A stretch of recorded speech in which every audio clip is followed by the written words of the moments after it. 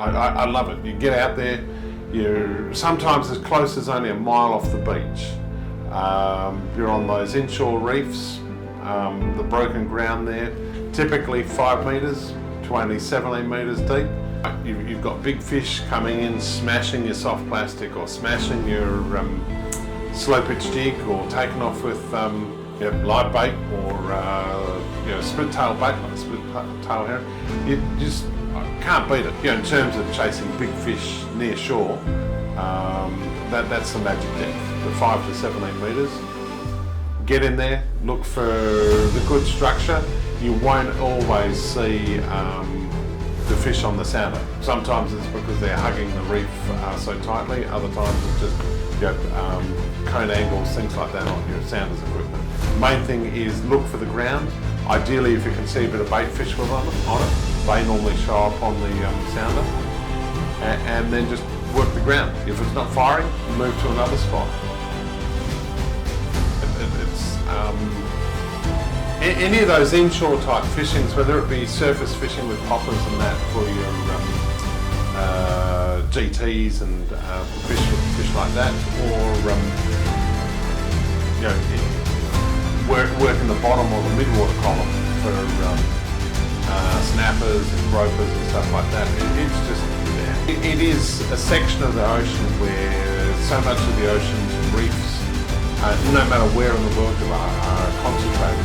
You sort of start getting beyond that 17 metre, and you wind up into more broken ground to where you get into the straight sand and shale and stuff like that.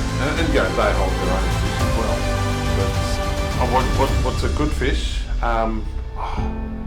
In terms of like your snappers, 70 centimetres starts to be a good fish. 80 is a very nice fish. 90, you're starting to get into that rarer air. It makes you trip if you've gone out and you picked up a 90 centimetre. And over the 1 metre, they're not a fish you catch too often. For a lot of people, that's a fish of a lifetime, just depends on how much you're on the water. But any of those sorts of size fish, once you're up above 80 centimetres, you've got a fish that's capable of putting in a real challenge in terms of what type of tackle. Well, as I said, look, I love soft plastics in that depth. Typically, like the really bright lumos, running sort of as light as 1/4 ounce through to 1 ounce head on it, and then generally looking at a tail of around 10 to 12 inches. Nice slender look, and look, I love the lumos. Hit them with a UV torch, really get that lumo going, and work those along the bottom. And when I say work them, in terms of rods, that's where a really good rod that's designed for that specific purpose starts shining.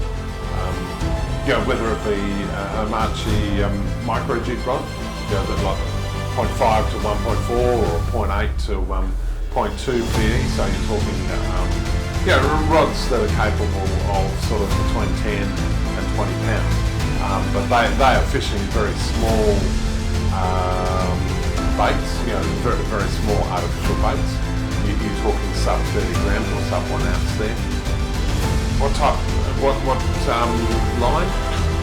Most of my outfits for this depth fishing are 15 pound or PE 1.5.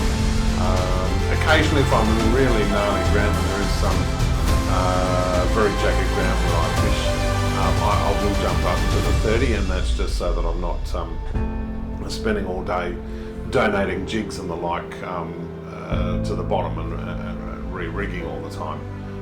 It just gives you that bit of extra pull just to get it off the reef. But ideally, if I can, that PE 1.5, that's a very nice thin braid that enables the rod to really transfer the action through to the bait.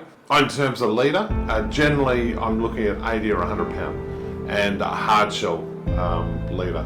It'll be done with a PR bobbin knot, but any of those very low profile knots are the way to go.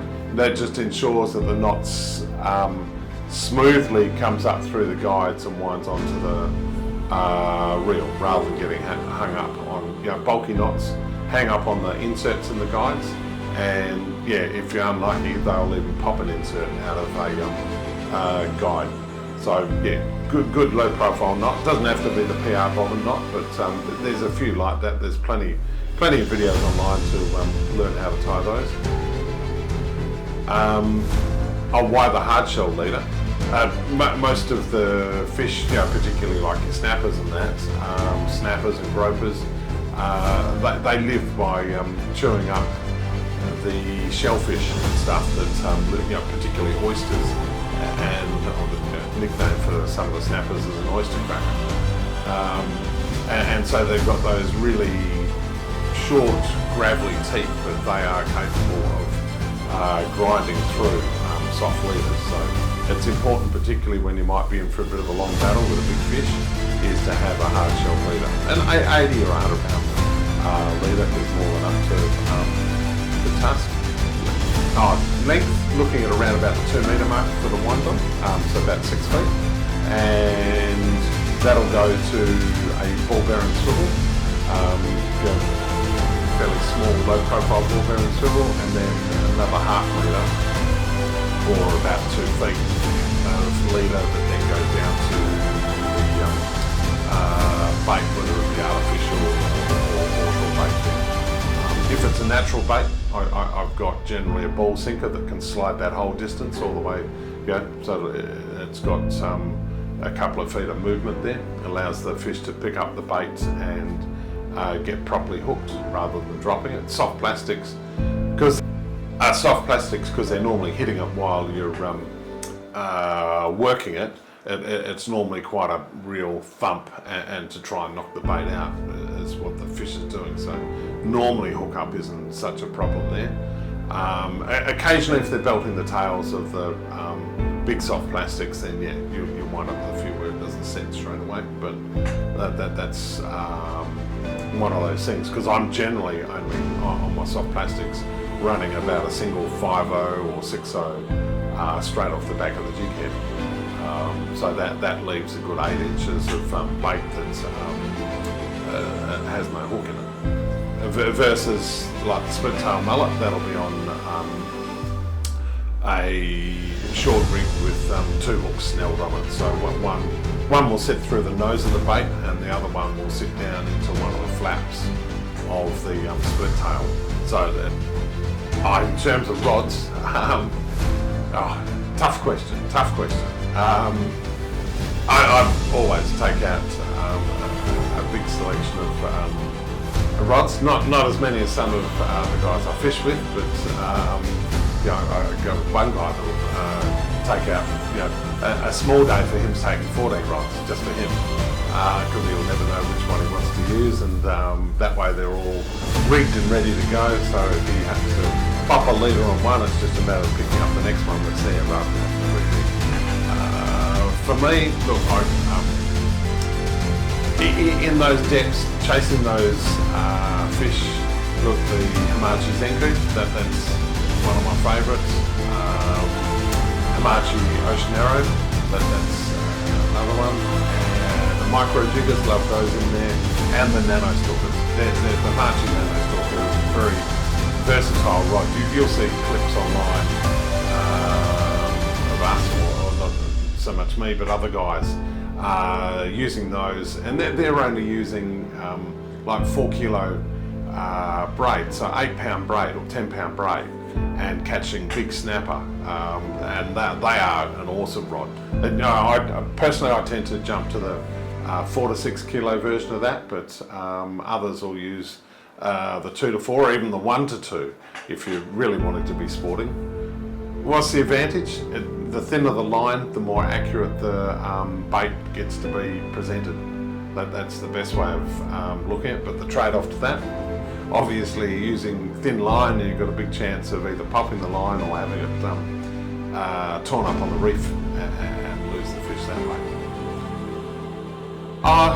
Look, in terms of technique, I guess you really need to step back to understand, particularly on the artificial side, how a lot of this jigging came about, and you're looking at very traditional Japanese style, and they ran a sail off of, and it still does today, run a small sail off the boat, and it's called spankering. You know, they spanker the boat, and that enables them to adjust the sail round to catch enough of the prevailing wind to have the boat move with the prevailing current.